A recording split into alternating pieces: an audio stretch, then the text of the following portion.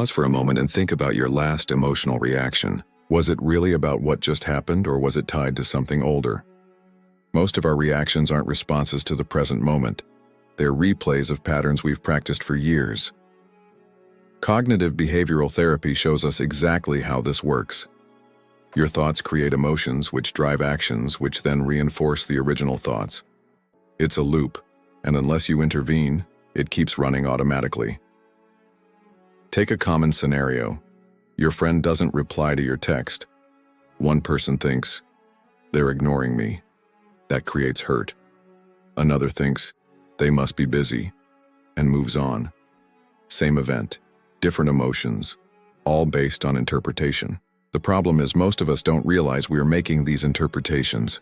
They happen so fast they feel like facts. That's why journaling is so powerful. When you write down exactly what happened, what you thought, and how you felt, you start to see the links.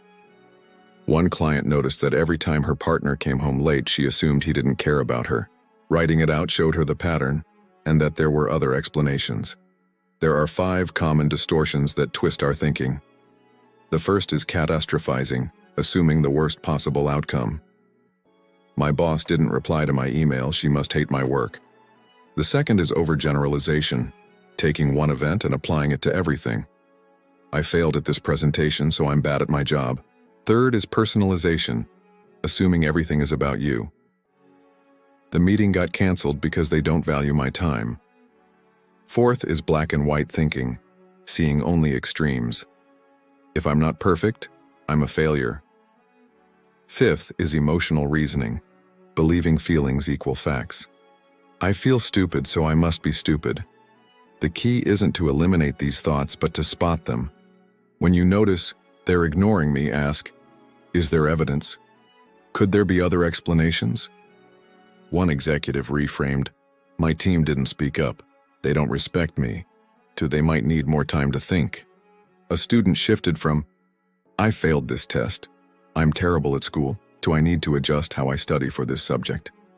Small shifts in perspective create massive changes in emotional responses over time. This isn't about positive thinking. It's about accurate thinking. The Stoics called it objective representation, seeing things as they are, not as our fears or biases paint them. Marcus Aurelius wrote, "Ask yourself, what is this thing in its essence?" When you're upset about feedback, strip away the story. The essence might be, 3 bullet points need revision. The rest is interpretation. Cognitive behavioral therapy aligns perfectly with this. Both teach that by changing how you think about events, you change how you feel about them. Practice works like this.